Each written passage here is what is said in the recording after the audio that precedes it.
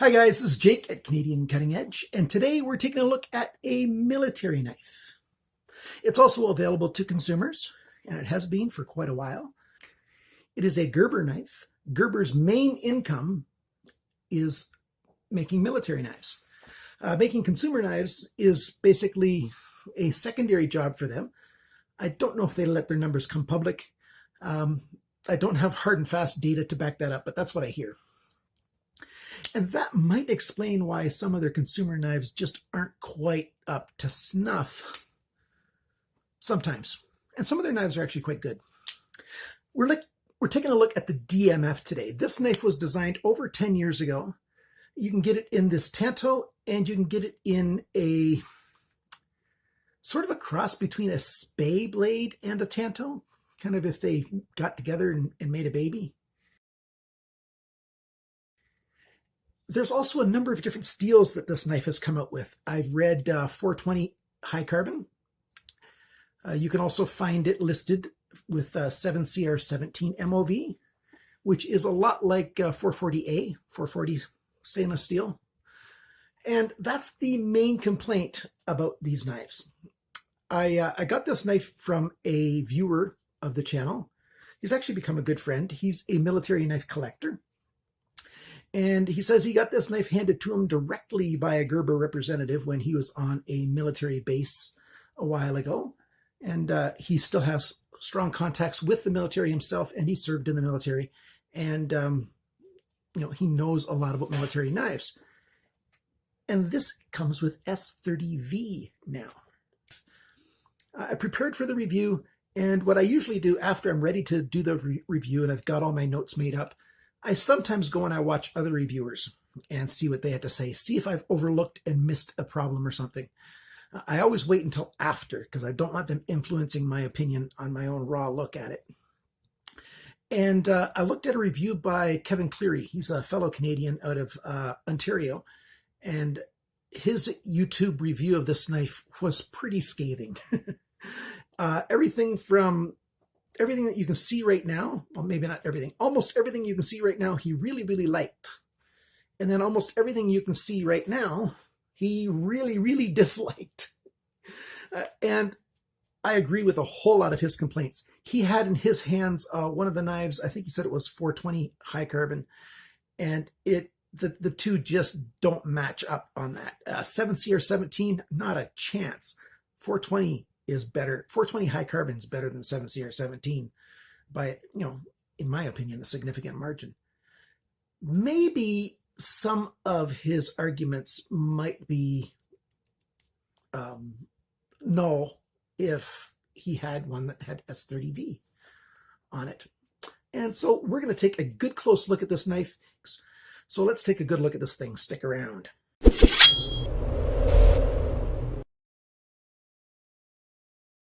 I'm not going to cover the same kind of stuff, well, I might accidentally, that I covered at the intro.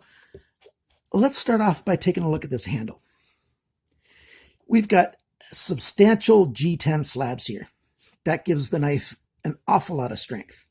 Being a military knife, they do try to overbuild them, and this handle is definitely overbuilt.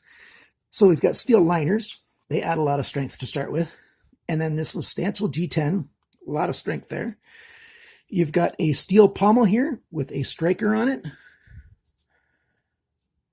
And so that striker adds an awful lot of strength. You can break glass with that. If you use this as sort of an outdoorsman's knife, you can crush all kinds of things with that.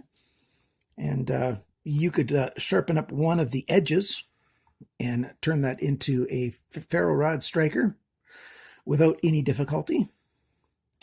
Wouldn't take much to file that nice and sharp, because the edges up here on the blade are not good for striking a ferro rod.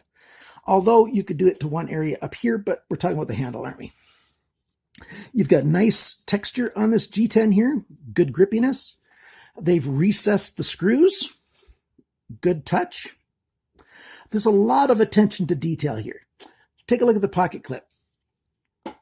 They've recessed the pocket clip itself into the handle so that the pocket clip doesn't stick out very far. That's a good thing. And then since it's right and left, On the left side, they've put in a little steel plate to fill up that hole so you don't have a hole there. That's a big step that they really didn't need to do, but attention to detail. And then here's this milled out area where the pocket clip sits in if you put it on the other side. Pocket clip actually works quite well if you don't mind having that much of the knife showing, and I'll show you that later on.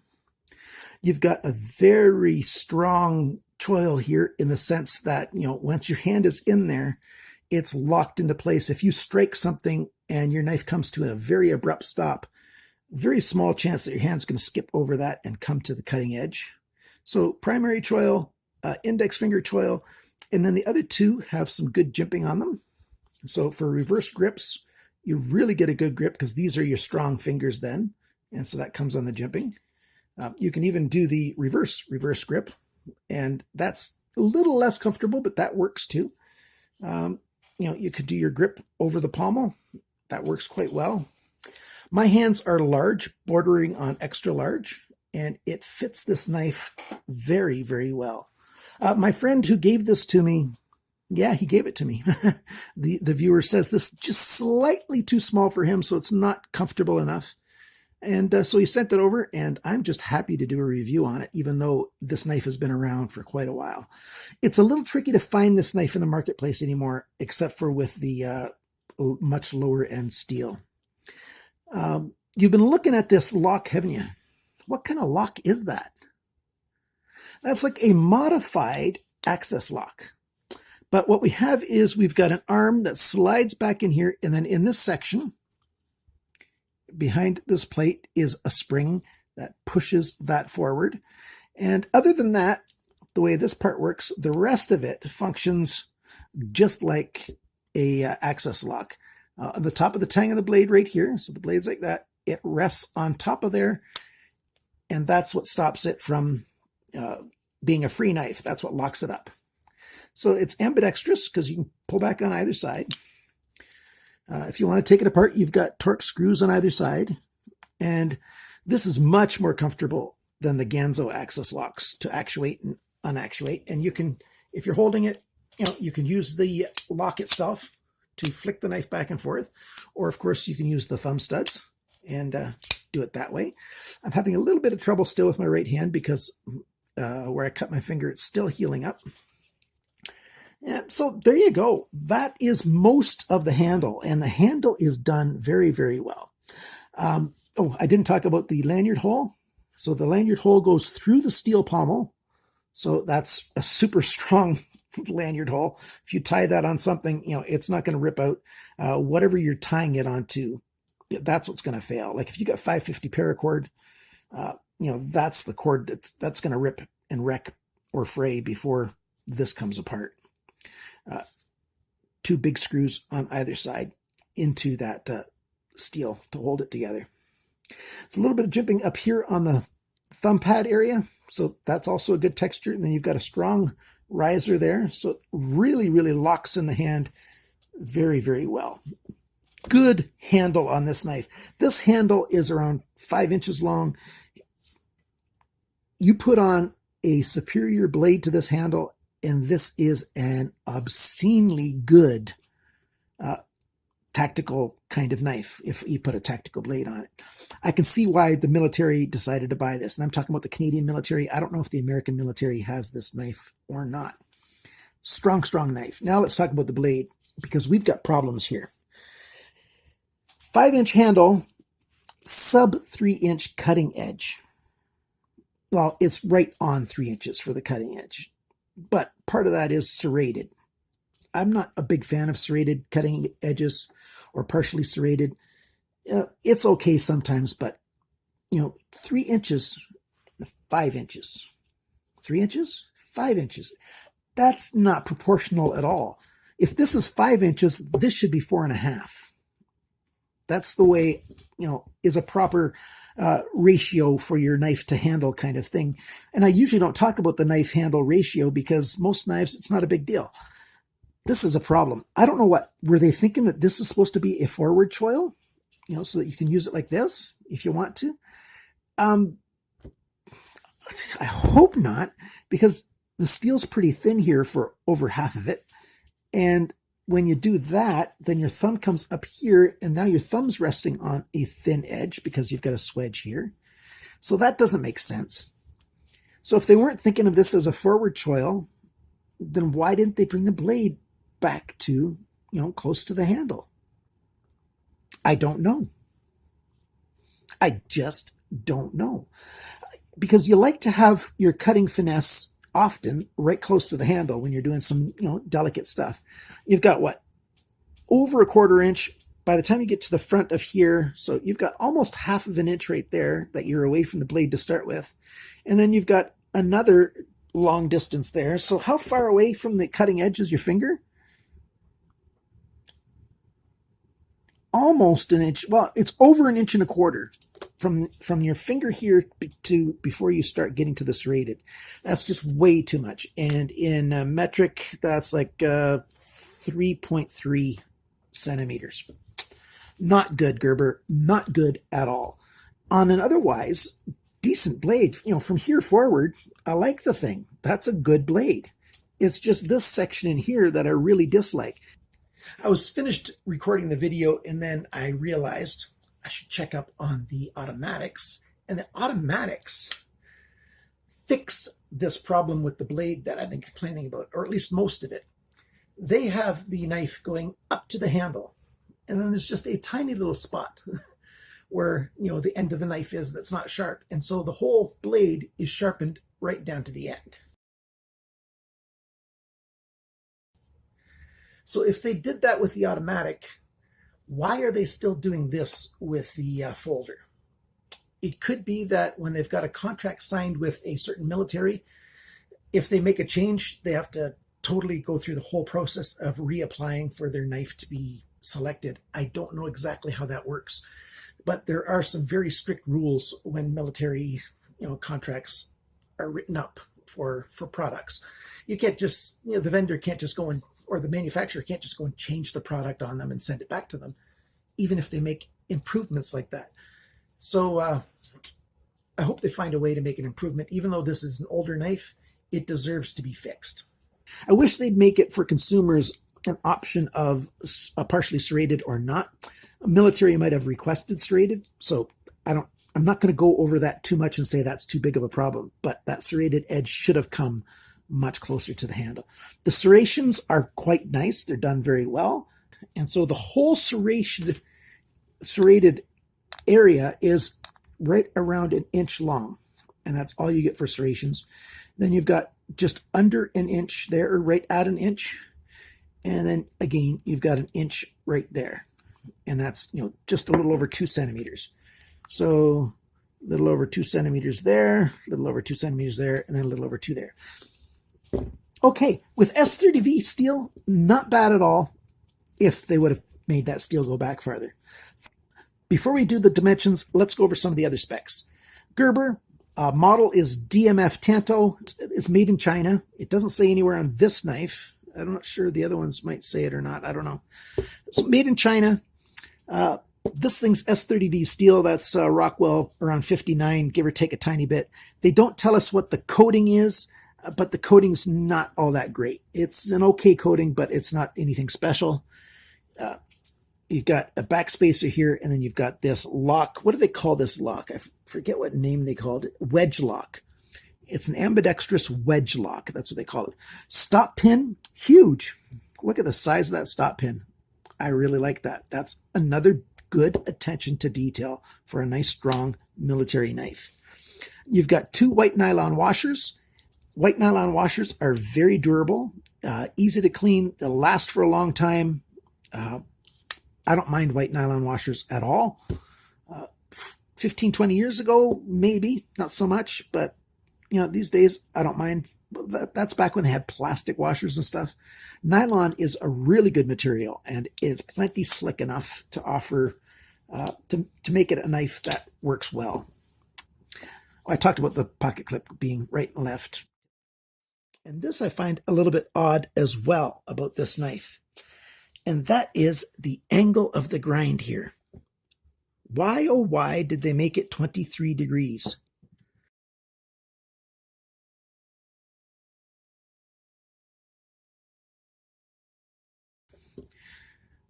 ambidextrous pocket clip, ambidextrous lock. It's a good left-right knife. Now let's do the measurements. Cutting edge, 7.6 centimeters, 3 inches. Blade length, 8.85 centimeters, 3.48. So they couldn't even get it to 3.5 inches. Blade thickness, 3.13 millimeters. That's 0.1305 inches. Thickness of the edge behind the grind on this forward section is 0.64 millimeters. That equals 0.025. That's way too thick for S30V. You might want this thickness for 440, 7CR17. I don't even think 420 high carbon needs it to be this thick to be strong. So I think they could have made that edge thinner because it's going to give it a longer life. You'll be able to sharpen it more times before you get, to too thick. S30V, Gerber should have gone thinner at the edge right there. Handle, 12.26 centimeters. That's 4.83 inches. And that's measured without the pommel. It's 5 inches to the end of the pommel. The grip area is 9.53 centimeters, 3 3/4 inches. The handle thickness here is 1.55 centimeters. That's 0.612 inches, so 0.6 of an inch. For what this handle is, I like that thickness. Not bad at all. No complaint there. I forgot to do the total length. In metric, the total length of this knife is 21.35. So just over 8 3/8. And I'll give you the metric or the decimal number on the screen right here. So just a little over 8 3/8. How much does this knife cost? Well, this configuration, the only place I can find it in stock is at Gerber Gear, the Gerber's own website online, and they've got it for $79.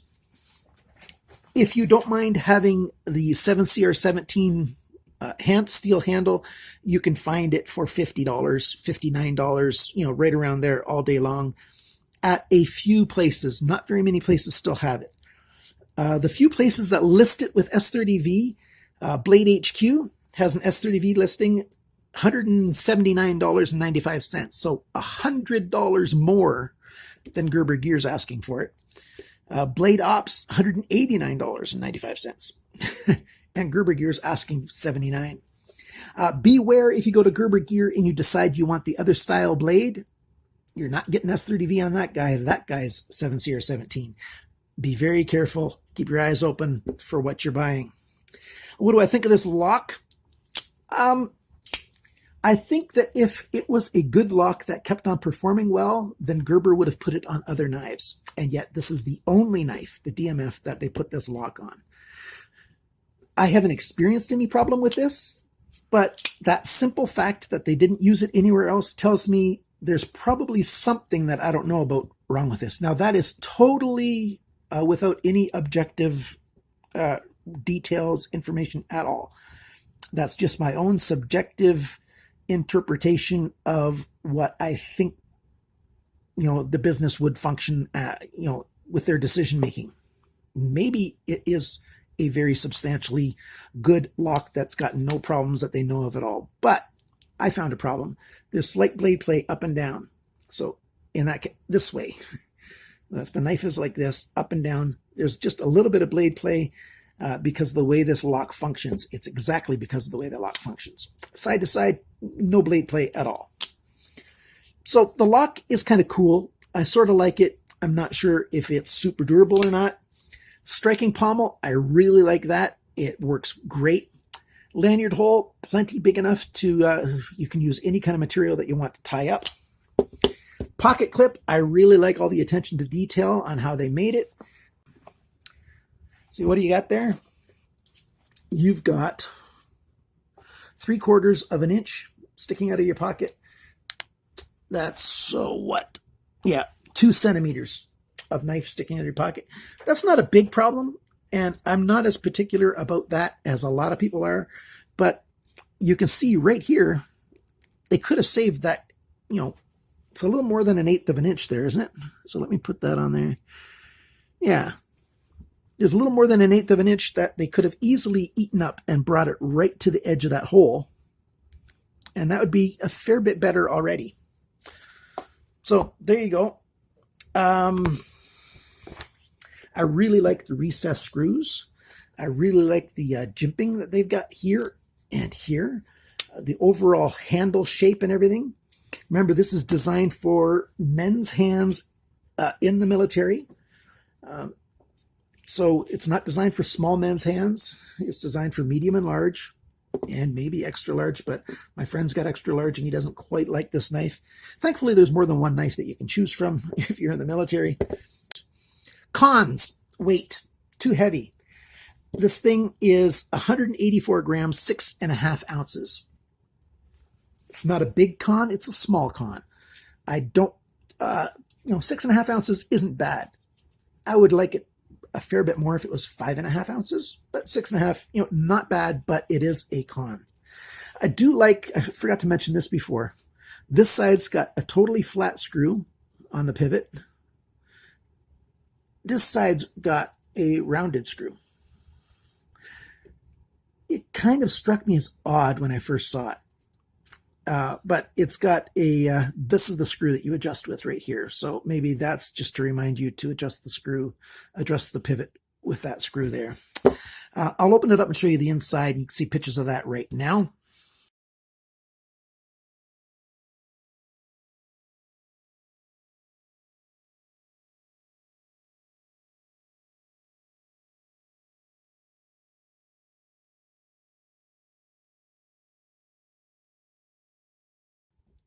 And that's the whole summary I have for the knife. Gerber, Gerber, Gerber. How can you disappoint our military guys by doing this right here? Fix this. Even though you've had this knife in the military for 10 years, make a new version of this knife and fix this, and that'll be much better for our guys and gals in the military. This is a good knife with this blade, but I can't say better than good. I can't say excellent. I can't say superior. I can't say top of the line. I can't say any of those things because of this area of the knife. And now I've mentioned that for about the 5th time. So that's plenty. Thanks so much for watching my video. Thank you very much, Patreon supporters, for helping me out. Even though it was a viewer that gave me this knife, you guys still help out with other expenses. This weekend, I'm getting a new computer that I've finally ordered, and that's going to be a lifesaver because my computer's crashing all the time. Having to borrow a computer to do my editing and stuff. And so thank you very much, guys. I really appreciate the help that all my Patreon supporters do. And if you're a viewer, thank you so much for being a regular viewer and liking and subscribing and commenting, and especially sharing this video with your friends. That means a lot to me. Thanks for watching. Remember, always cut towards your chum, not your thumb.